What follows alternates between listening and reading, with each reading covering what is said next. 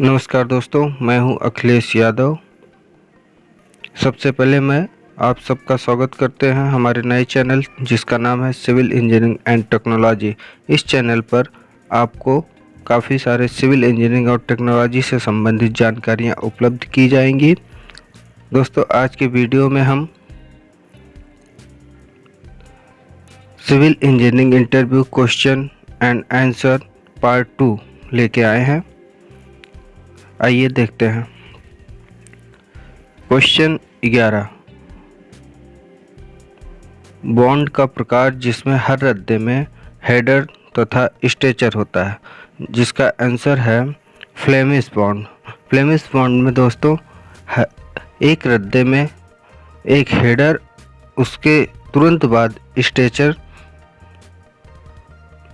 लगाया जाता है।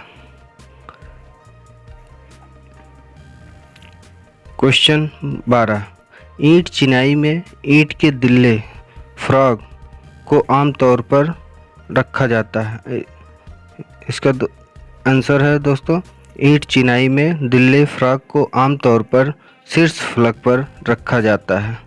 दोस्तों, जो ईंटे में फ्रॉग जिसमें ईंट के मार्का छपा होता है उसी को दिल्ले या फ्रॉग कहा जाता है और उसी को ही ईंटे का शीर्ष भी कहा जाता है। क्वेश्चन 13, एक ही श्रृंखला में एकांतर एक के बाद एक हेडर और स्ट्रेचर द्वारा बनाई गई एक बॉन्ड को किस रूप में जाना जाता है? आंसर, एक ही श्रृंखला में एकांतर हेडर और स्ट्रेचर द्वारा बनाई गई एक बॉन्ड को अंग्रेजी बॉन्ड कहा जाता है।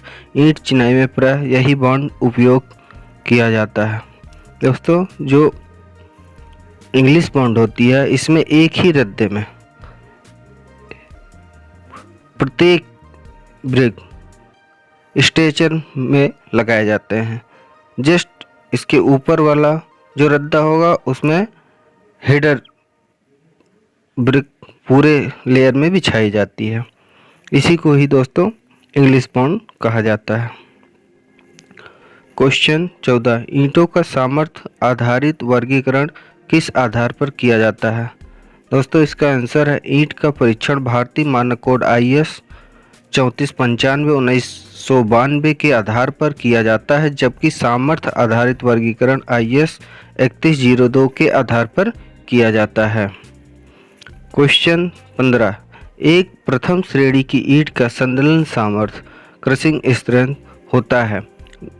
इसका उत्तर है प्रथम श्रेणी के ईंट की संदलन सामर्थ्य 10.5 न्यूटन प्रति mm² होता है, जबकि द्वितीय श्रेणी के ईंट की संदलन सामर्थ्य 7.5 न्यूटन प्रति mm² होता है। ईंट की संदलन सामर्थ्य संपीड़न जांच मशीन पर किया जाता है।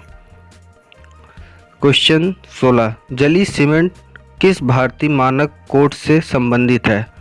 दोस्तों, इसका आंसर है जली सीमेंट भारतीय मानक कोड IS 8043/1991 होता है।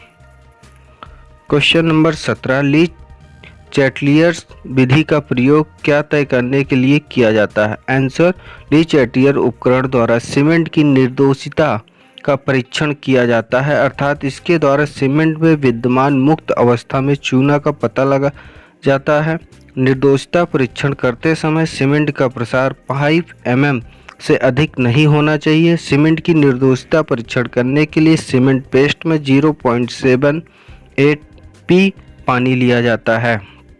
नेक्स्ट, क्वेश्चन 18, एक बैग सीमेंट का वजन होता है? आंसर, एक घन मीटर सीमेंट का भार 1440 kg होता है तथा 1 मीट्रिक टन में 20 बोरी सीमेंट आती है और एक बोरी सीमेंट का भार 50 kg होता है।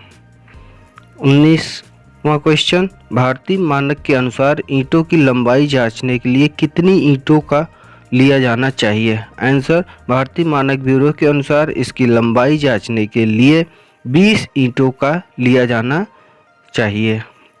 क्वेश्चन 20, जो हमारा आज का इस वीडियो का आखिरी सवाल है, IS 383 के अनुसार सबसे मोटी बालू वर्गीकरण के किस क्षेत्र में आती है? आंसर, IS 383 के अनुसार सबसे मोटी बालू को फर्स्ट श्रेणी में वर्गीकृत किया गया है, जबकि जोन फोर्थ के अंतर्गत महीन बालू को वर्गीकृत किया गया है। Thank you for watching. Subscribe my YouTube channel. Thank you.